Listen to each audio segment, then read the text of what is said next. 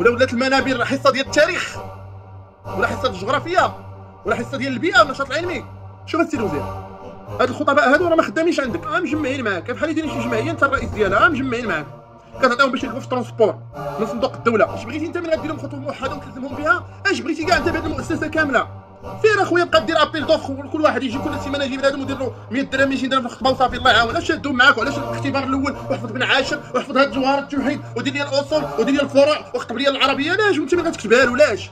مرضى حيت كيعالجوا المشاكل ديال المجتمع اللي هي الروح ديال منبر الجمعه. هذا الريتم اللي غادي به السي الوزير راه ريتم مجهد عليك انت، والنهار غتوقف على الخطباء في هذا المغرب هذا ولا يوقف سيدك امير المؤمنين لقاك انت خربتيهم خرجتي عليهم. للاسف هذا خطاب معالي الوزير للشرفاء الامه المغربيه، للخطباء الذين اعتبرهم مخالفين لما املاه عليهم من خطبه موحده اختياريه.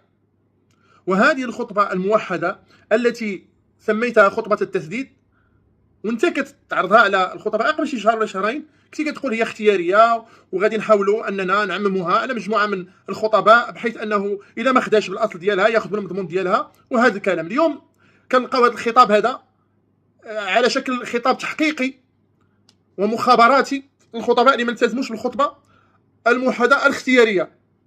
ثم واش هذا اسلوب يخاطب به شرفاء الامه المغربيه اللي هم الخطباء؟ واش هذا اسلوب يخاطبون به؟ هكذا يخاطبون وينعتون بالمرض؟ شوف السي الوزير، هاد الخطباء هادو راه ما خدامينش عندك، باش تفهم وتكون فايق لهذا الكلام اللي كنقول لك انا واللي عارفه.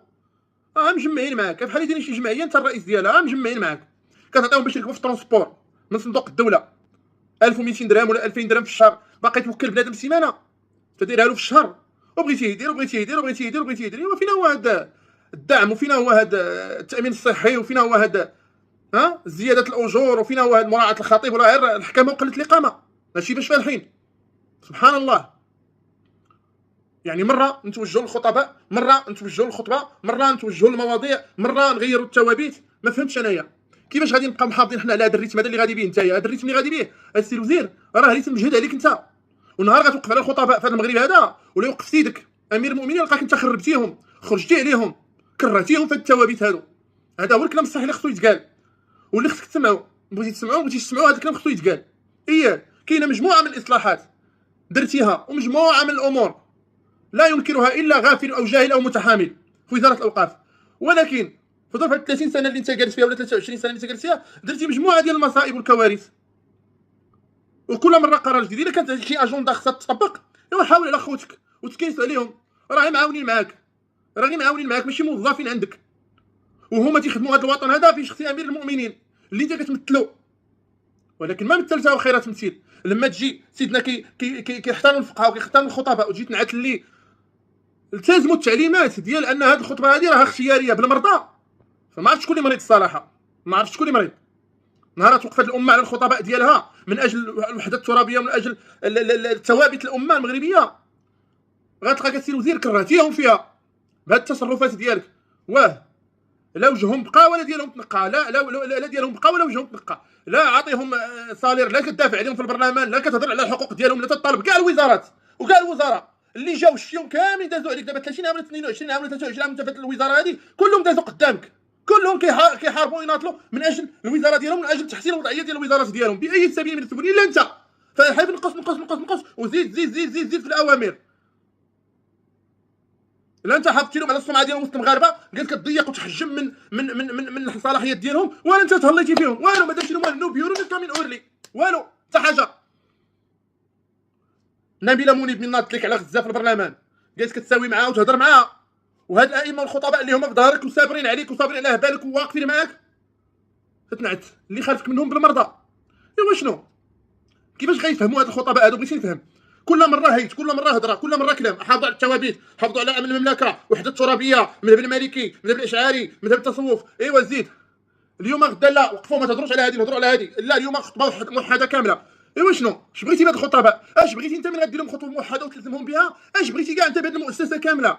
سير اخويا بقى دير ابيل دوفر، كل واحد يجي كل سيمانه يجيب لهذا ودير له 100 درهم 200 درهم في الخطبه وصافي الله يعاون. علاش شادهم معاك؟ وعلاش الاختبار الاول واحفظ بن عاشر واحفظ هاد جوهر التوحيد ودير لي الاصول ودير لي الفروع واكتب لي العربيه؟ علاش وانت ما غتكتبها له؟ علاش لاش دير اخويا شي مسجل صوتي ولوحوا لعباد الله يسمعوه، ولا كاع ما يبقاوش عباد الله كاع على الجامعه. هادشي اللي بغيتو، هادشي اللي بغيتو توصلوا ليه بهذا التحجيم هذا. نوض انت نهار الجمعه، بطل الخدمه ديالك، سير الدوش، سير الحمام، حكم مع راسك، البس احسن لباس، جي دير احسن العطر، قرا سوره الكهف، اجي مبكر للجامع باش تدي هذاك الفضل ديال من بكر الى صلاه الجمعه له كذا وله كذا كما ورد في الحديث. وجلس مزيان واحترم اداب الجمعه واحترم اداب الخطيب وتصنت مزيان وركز مزيان وجلس مقاد في الاخر باش واحد يعاودك واحد الخطبه ما تكون كاتبها فيها جوج سطور نوض قاعد تسير بحالك. ليصبح هذا المنبر اجوفا لا رساله فيه ولا عقيده ولا توجيه، نشره اخباريه، هذا هو الدور. وبالنسبه لهذه الخطبه ديال الموحده هي صلاح بن قرير، واش صلاح طنجه؟ ولا صلاح الناس طنجه عندك مشكل في طنجه غادي تقول للناس ديال الدار البيضاء خطبوا نص الخطبه على الناس ديال طنجه؟ عندك مشكل في واحد الدوار في الريف، واحد الدوار في بنين صار ولا في شي قنت في المغرب في وجده ولا في بركان ولا في قرسيف ولا في ارفود، بغى الامام يعالجو شنو تنوض ليه؟ حتى هو مريض بغى يعالج المشكل ديال داك الدوار الاخلاقي، وناض دار خطبه على هذا الموضوع هذا. انت غادي تحاسبوا هاد 5% هادي مرضى حيت كيعالجوا المشاكل ديال المجتمع اللي هي الروح ديال منبر الجمعه. خلينا دابا من القضايا السياسيه وخلينا من غزه خسر الرجال، غزه خسر الرجال، قولها وعمر بها فمك، وما محتاجاش الدعاء ديالنا حيت حنا خدلناها من شحال هذه. ربي لا يأباه بنا ولا بدعائنا ولا بكلامنا فضلا عن تخاذلنا. اسال الله عز وجل ان يؤاخذنا بما فعل السفهاء منا. هو الان باغي يناقش غير المشاكل اللي كاينه في المجتمع، باغي يناقش غير المشاكل اللي كاينه في القبيله في الدوار. شنو نهضروا له على المياه، نهضروا له على المعادن، نهضروا له على النظافه، نهضروا له على الدستور. هو ما عرفتها تراكتور ملي كيتصاوب، نهضروا له على شي حاجه ما عندوش علاقه بها. ولا ولات المنابر حصه ديال التاريخ ولا حصه الجغرافيا ولا حصه ديال البيئه والنشاط العلمي. افراغ بعد ما تم افراغ دور القران وتم افراغ الجمعيات من الدروس النافعه على دوز دابا الجمعه اللي كيتجمعوا فيها المسلمين واللي هي عيد واللي هي خير يوم اشرقت فيه الشمس. خويها من هذا المعنى هذا شويه بشويه، خويا من هذا المعنى حتى ما تبقى عندها قيمه تدخل هذيك الجوامع. وقرت تصنت لي هذيك الساعه عاوتاني نوض للجوامع. هاد الجامع هذا حيدو سدو بحال اللي دايرين في الجوامع القديمه، جامع 3 سنين 4 سنين 5 سنين 6 سنين وقالت كيتصلح باقي ما كملش الاصلاح ديالو. خطه مدروسه من جميع الجوانب. ايوا تانين وفين وكيفاش حنا غادي نواجهوا هذا المد هذا ديال التفسخ الاخلاقي والانحلال. وهذا دير شي خطبه على طاعه ولي الامر ونشرها عندك في ديك صفحات الوزاره شنو غادي يقولوا لك الناس.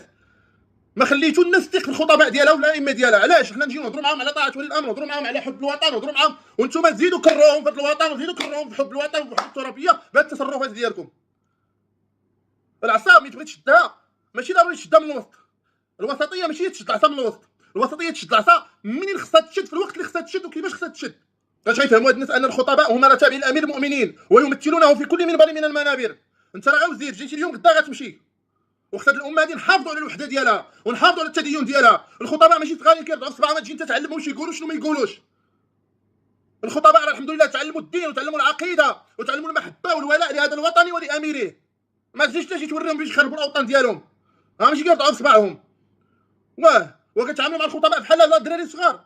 ومن هما يا ماشي قد المسؤوليه لا تختارهم لاش كدوزهم بالتم وجيب لك قد المسؤوليه. ولا بغيتو دابا تختاروا الحابيل بالنابل نديروا داكشي اللي قالك الفايد، المهندس يطلع يخطب والميكانيكي يطلع يخطب والخباز يطلع يخطب والفلاح يطلع يخطب. اي واحد يجي يقرا ديك الخطبه ويزيد الله المستعان. والانسان يختار العبارات ديالو ويعرف راه هو واحد المقام ديال الوزاره ويعرف مع من تيتكلم كيفاش كيتكلم. راه العالم تيشوفوا دابا ما بقاش يقول جوج كلمات ودوز، ويختار العباره ديالو وينتقيها.